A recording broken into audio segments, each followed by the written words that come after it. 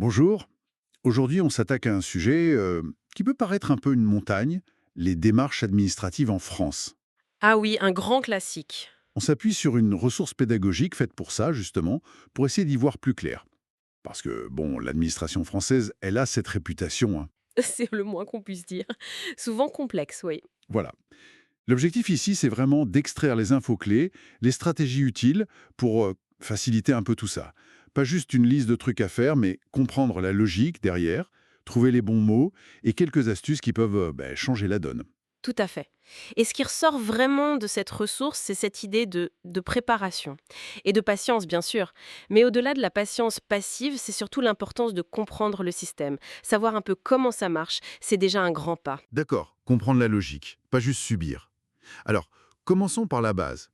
Qui sont les acteurs principaux qu'on rencontre? Bah, on retrouve les incontournables, hein. La préfecture, souvent pour ce qui est titre de séjour, permis. Mhm. La mairie, bien sûr, pour l'état civil, carte d'identité, passeport. La banque aussi, évidemment. Et la source mentionne aussi la CAF, la Caisse d'allocation familiale. Pourquoi elle spécifiquement? Ah, la CAF. Bah, parce qu'elle est centrale pour beaucoup de monde. Aide au logement, allocation familiale, ça touche directement le quotidien et le budget. D'accord, je vois. Et côté documents, les grands classiques sont confirmés, j'imagine. Oui, pas de surprise, pièce d'identité valide, ça c'est la base. Le justificatif de domicile, Ah oui, le fameux. le fameux.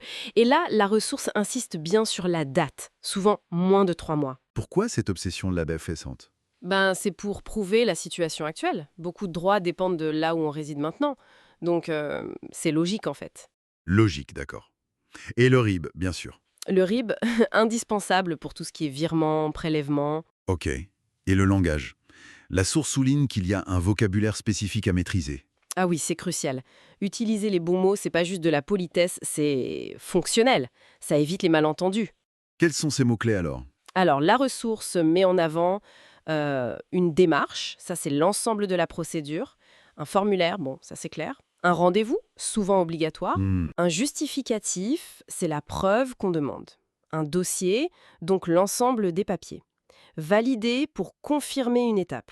Et un guichet, le point de contact.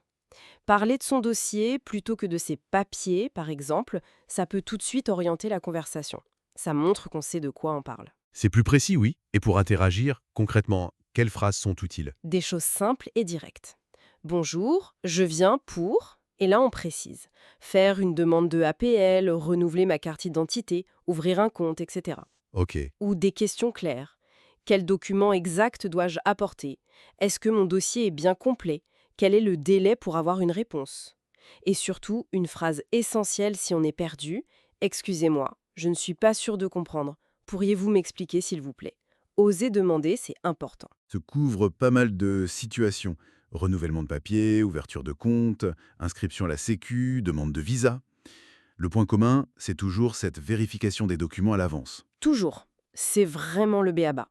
Et la ressource donne aussi des astuces pratiques pour fluidifier tout ça. Ah oui, lesquels par exemple? Bah, préparer son dossier à l'avance, vérifier la liste des pièces nécessaires, souvent disponibles en ligne, ça évite de se déplacer pour rien. Justement, l'utilisation d'Internet revient souvent. Absolument.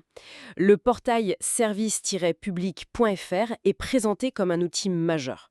Et c'est vrai, on y trouve les infos à jour, les formulaires, les listes de pièces. On peut même faire certaines démarches en ligne directement, non? Oui, de plus en plus. Pour certaines choses, ça évite carrément le déplacement. C'est un gain de temps énorme. Donc, préparer en ligne, prendre rendez-vous si nécessaire. Oui, anticiper les rendez-vous, car les délais peuvent être longs parfois. Et l'attitude Tati, comment se comporter au guichet? La ressource rappelle l'évidence, la politesse. Un bonjour, un merci, ça aide toujours. Bien sûr. Mais c'est une politesse, disons, efficace, quand elle est couplée à une bonne préparation. Arriver avec un dossier complet, bien rangé, ça montre aussi qu'on respecte le temps de l'agent. Et la patience. La patience, oui, mais pas une patience résignée. Plutôt comprendre qu'il y a des délais, des étapes. C'est une gestion des attentes, en fait. Donc, si on résume pour naviguer un peu mieux dans l'administration, bien préparer ses documents, maîtriser quelques mots, les phrases clés, Exactement. utiliser les outils en ligne comme servicepublic.fr, et puis une bonne dose de patience et de courtoisie informée. C'est tout à fait ça.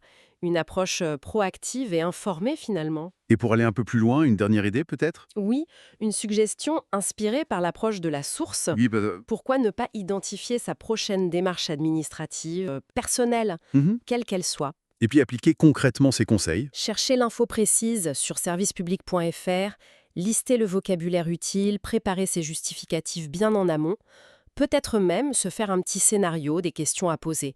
En gros, transformer cette information en une sorte de compétence personnelle active.